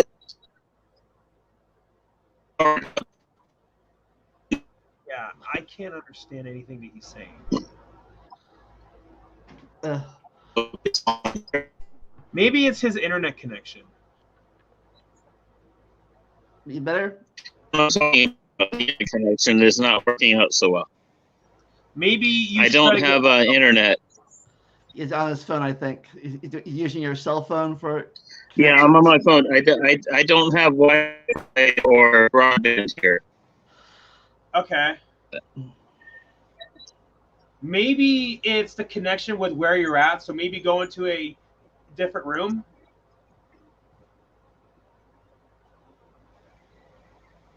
I hope I'm not cutting out to him. Yeah, you are to me, but that's okay. So, like, try again. Maybe it's going to work. Yeah. Okay. Yeah. Maybe if I shake my head, he will understand me better. Hey, Simba. It says everyone can see and hear me, so I figure I may as well. Okay. Yeah, I did not know that you quit only 2 days after. I did not know you quit 2 days after we started high school. Because I remember it was like a month or two when we did that Jacob bike thing. I know you already quit by then. It was 2.5 days. It was 2.5 days, and I was going through Butler High on the second floor where there was no AC, and somebody came, bashed up me, and there was like, "Oh, you're a faggot's brother," and things of that nature. So I quit, and so like me and Siebert, like that's where all the party house was on Sunderland. You know, across from Demet. That's yeah. I said the hell with school. I started working in restaurants, and you know, I deliver now. I ain't make much money, but I ain't worried about that. I ain't got no kids to feed or anything like that, so I'm good. Yeah. I pretty much consider my dog my kid, so I ended up with a dog. I moved up here to where I live now, and he was my papa bear, but he passed away on December 2nd. So now I'm stuck with this dog, and I love him. I do. He's a big old mix, it's my first dog ever, and I got to get him his good food and things like that. So the topic of discussion was discrimination. What kind of discrimination are we talking about? Any kind, really. Racism, generation, anything really. I can tell you a lot about race if you'd like to ask me questions, because I've lived around the country. I lived in Texas. I lived in Florida. I've lived in Montana. I've lived in San Diego, Pittsburgh, and all that. And now I'll tell you what, the best way to learn about race, whatever city you want to move to, you want to get on the bus. Get on that bus. Get on that bus and ride through the ghetto, and you're going to learn a lot about race real quick. I found out the first time in Tampa. But you also have to learn how to talk. You have to learn how to talk. I mean, right up here now, I'm in the Rust Belt now. Right now, I'm up in Lima, Ohio, so I got the redneck thing going on. But at the same time, my signal just dropped, but that's okay. At the same time, when you're down there in the Pocono, you going on the 7th, you got to know what you got to talk about, and you really have to. One thing I feel like that what I don't think has been talked about, even people like with disabilities, even face discrimination. Like I've heard stories about how when I used to work at Albertsons, there were managers that would refuse to make some people a cashier simply because they have a disability. I'm like, yeah, that right there is discrimination. And yeah, That's it's very like, true. Even though no wonder they have a disability. your feed dropped out, but I can hear what you're saying. It's my connection, not yours. Okay. If you want to, you can always type in the comment section. You know, if you can't speak it, if you can't speak it, you always I type couldn't it understand out. anything that he was saying. Oh. But yeah, and all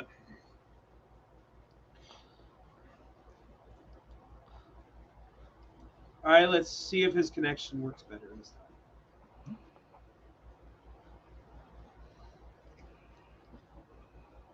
Newport Ricky, and I got that one.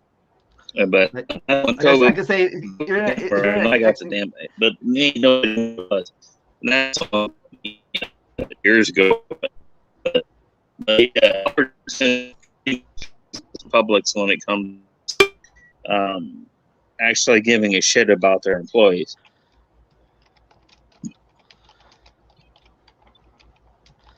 like I said, if you can hear me, if you can't talk, you can always type in it. Okay, I've got. I still can't. A little side screen.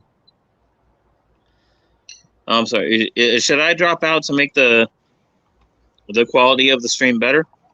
Well, it won't be quality of stream better, but like I said, you can if you can't speak it, you can always type it in the thing. I can share. I can share it. Yeah, I think I ain't got that kind of money. What type of money? The type.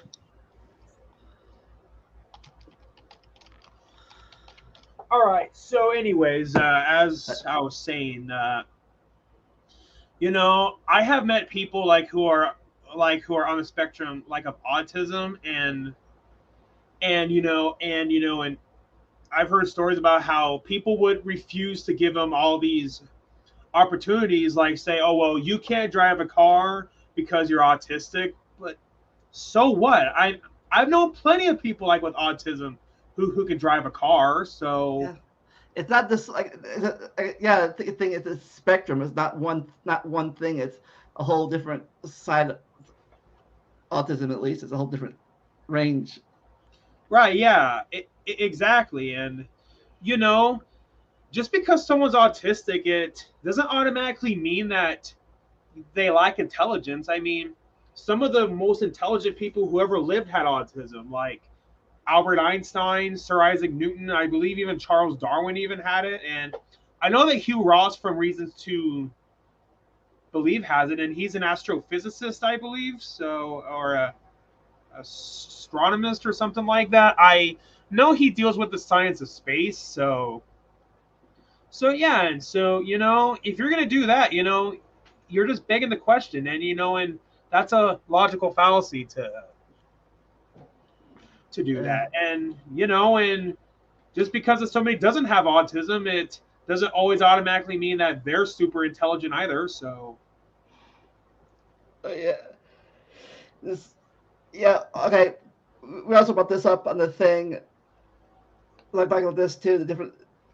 At least this is some person's opinion on the difference between the three of them. I don't know if this is true or not. This is the people's.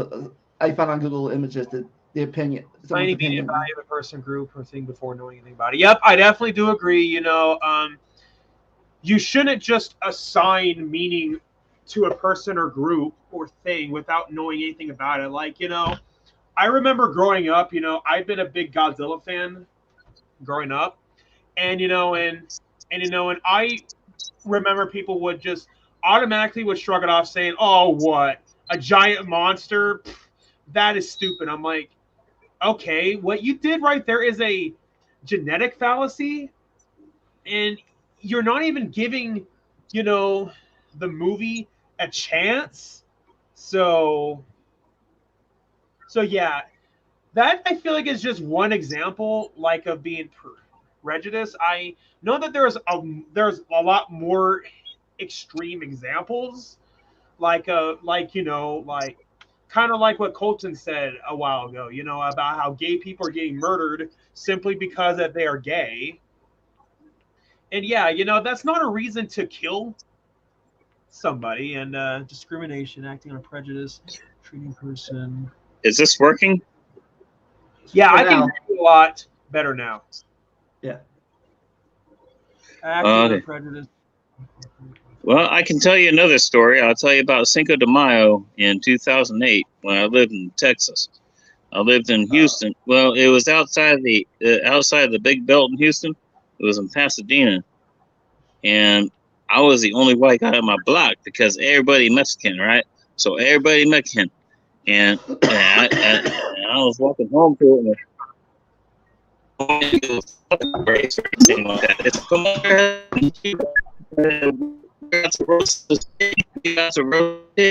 that we just fucking blood out of because that's cost. That's what they do.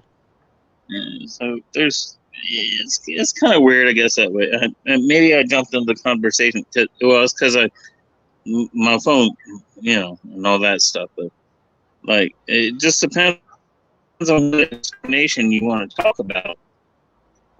But yeah, so anyways, I've seen a lot of. I'm sorry. Go ahead. My bad. But hey, sorry to interrupt, but I do got to work tomorrow at 7 in the morning, and it's now 9 p.m. So I think I just start to wind down. I just want to say one more thing before you go. Thank you for having me on, and it was nice to meet you, Colton. And as far as what I got coming up on my channels, on Eric Vierthaler 92, I'm in the process of filming the sequel to Dinosaur Deniers, the movie. The sequel should be coming out this summer. As far as Eric the Tyrannoceratops goes, my second channel, I have quite a bit planned. I have it planned to do a video on debunking how vaccines cause autism. Plan on debunking a few more flat Earth arguments. Definitely going to be debunking some more young Earth creationist arguments. And that's pretty much what I got coming up. And just want to say thank you for having me on. I showed up Can late. I say one more thing? Yeah. Sure. Can I say one more thing about discrimination before you go? This person I've never met who I do respect. Sure. When I was in middle school, everybody wanted to beat the hell out of Lamont because he had a speech impediment. And so me and the metal kids, and they didn't like the metal kids. This was back in middle school, Metallica stuff. And like we was outcasts as well. So we all became outcasts and we all watched out for him because of that discrimination. But that's all I got to say. I totally understand that because back when I was in high school, people would bully me for my speech impediment too. So you know what's up. Yeah, I still have a little bit, but I think speaking on yeah, but you don't have it no more, Lamont. You ain't got it no more. Like you've hit it. You used to have it when you did the Mighty Wings video, and is to a degree when you did the Yes, I'm already a Christian video, and I love that one. That's my favorite one from you. But so there's an old time. All right, before I go, there's an old time saying "karma's a bitch." I remember back when I was in high school, there was this girl named Katie. She would bully me, and Katie used to bully this girl named Marissa for being fat. Then 10 years later, I saw Katie at a swimming pool. Then I saw that she got fat. Karma is a bitch. It is. And I did not feel sorry for her. I did not feel sorry for her at all. And I'm like, after how you used to bully somebody for being fat, and now you get to know as to how she feels about dealing with her weight. Oh yeah, that reminds me, before you go, I think one of my bullies or sometimes it was a bitch in school, apologized, and he says I can't believe, I look back at now and what an asshole I was or a bitch I was growing up, and I see my kid suffering the same thing I and the other kids suffer. Their kids are being bullied now, and they're like, they go back like, oh my God, I can't believe I did that growing up. Mm-hmm. So some people, they do realize that they're idiots. which actually is one of the things that got me to change my mind about going to my high school reunion. I think I said this on your podcast once before when we were talking about bullying in a podcast. I said Yeah. that, I don't want to go to my high school reunion because, what if they, it's because what if I see my old bullies and they didn't change? But there's a possibility that they did change, and they might say sorry. But however, if they didn't change and if they try to start shit with me again, I am not going to have it. I'm going to tell them straight up. Yeah. Some people mature, some people don't. You won't know until you find out for yourself. Exactly, yeah. Which is why that I think I changed my mind about my high school reunion. I think that I am gonna go. But anyways, Like, I'll let you. thank you for having me on. Like, as I always say, never stop learning, enjoy the randomness. I'll see you next time. Bye. See ya.